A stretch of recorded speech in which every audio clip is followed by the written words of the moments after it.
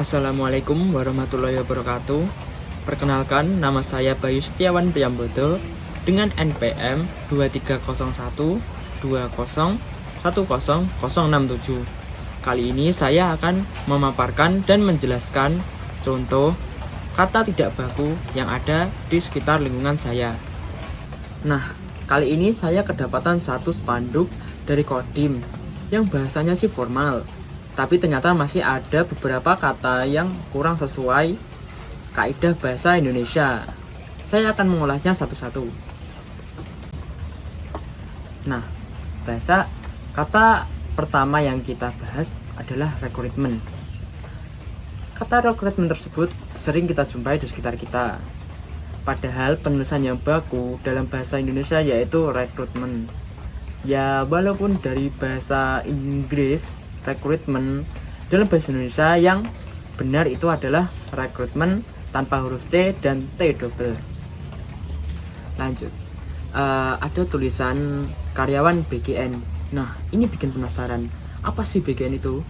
Kalau itu singkatan dari sebuah instansi atau perusahaan, idealnya sih ditulis lengkap dulu, baru kita bikin singkatan supaya pembaca tidak kebingungan. Nah, berikutnya ada frasa modus bukti transfer palsu. Sebenarnya sih masih bisa dipahami, tapi akan lebih jelas kalau ditulis jadi modus penipuan dengan bukti transfer palsu atau modus bukti transfer yang dipalsukan.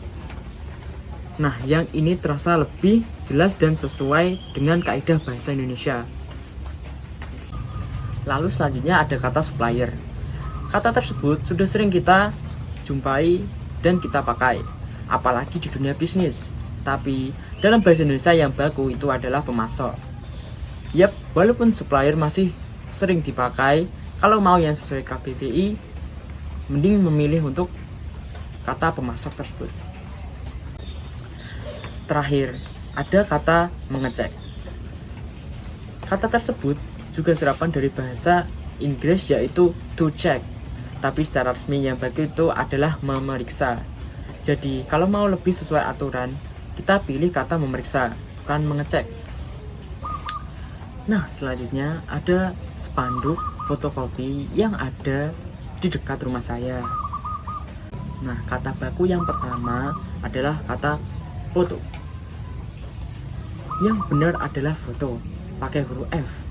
Foto ini adalah kata baku bahasa Indonesia, artinya gambar atau hasil pemotretan. Kalau foto itu cuma cara pengucapan aja yang ke bawah logat.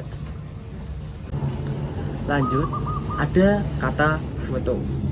Kata foto ini makin terasa bahasa Inggrisnya.